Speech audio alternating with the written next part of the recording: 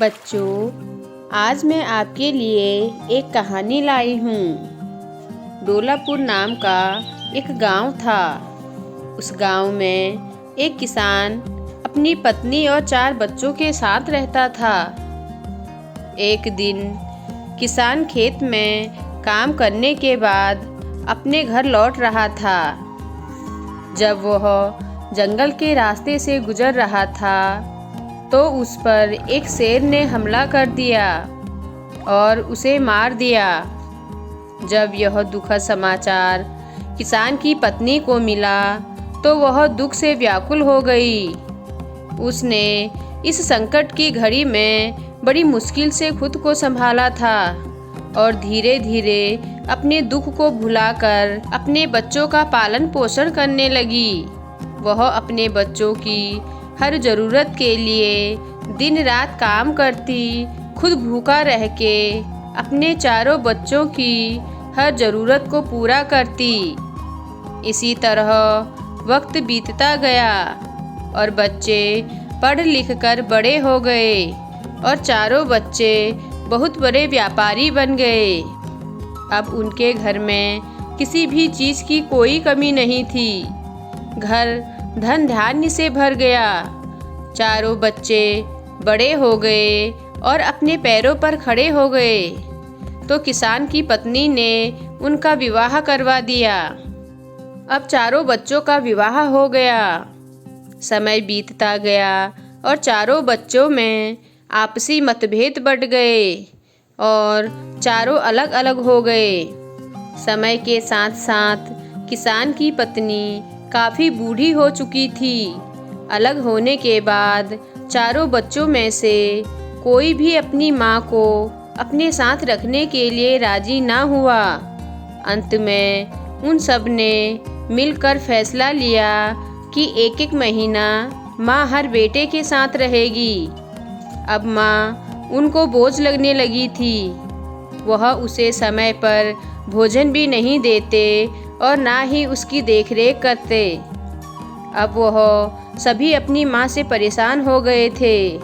अतः उन्होंने फैसला लिया कि वह बुढ़िया को घर से निकाल देते हैं और उन्होंने उसे घर से निकाल दिया।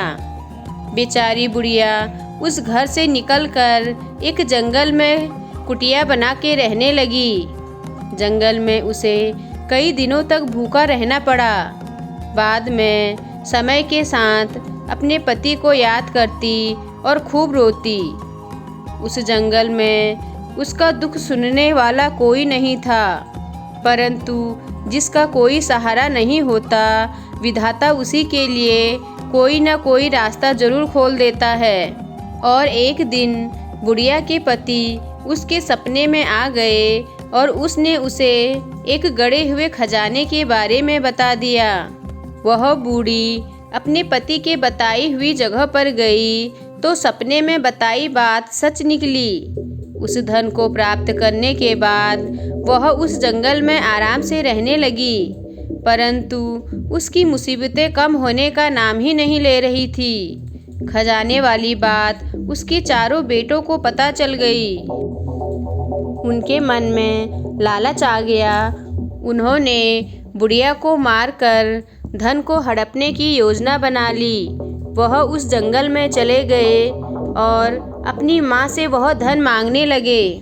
माँ ने कुछ धन उन्हें दे भी दिया, परंतु उन्होंने सारे धन की मांग की। इस पर माँ ने कहा कि अब उसको बुढ़ापे के लिए यही धन उसका सहारा है।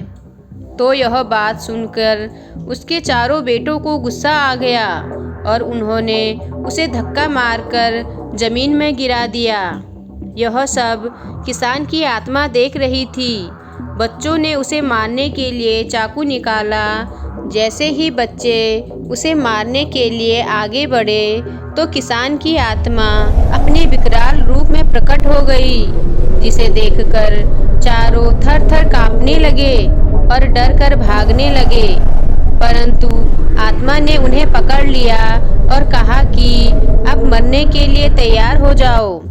उसे 4 डर कर माफ़ी मांगने लगे, किंतु आत्मा नहीं मानी और उन्हें एक एक करके जमीन पर पटकने लगी। उसी क्षण उनकी माँ सामने आ जाती है और उन्हें माफ़ करने को कहती है। अपनी पत्नी के बार बार आग्रह करने पर आत्मा उन्हें माफ़ कर देती है। अब वो चारों माँ के चरणों में गिरकर माफ़ी मांगने लगते हैं और माँ को घर चलने के लिए कहते हैं, किंतु माँ मना कर देती है और जंगल की कुटिया में ही जीवन यापन करती है और अपने उस धन को गरीबों की मदद और अपने बुढ़ापे के लिए खर्च करती है। बच्चों, हम अपने जीवन में बहुत सारी धन दौलत और संपत्ति हासिल कर सकते हैं, परंतु माता पिता को एक बार खोने के बाद दोबारा हासिल नहीं कर सकते।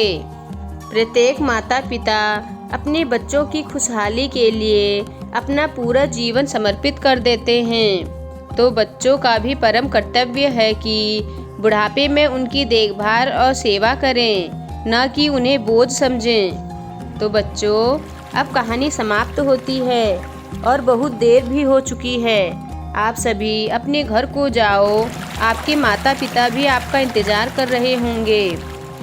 हम फिर मिलेंगे एक नई कहानी के साथ।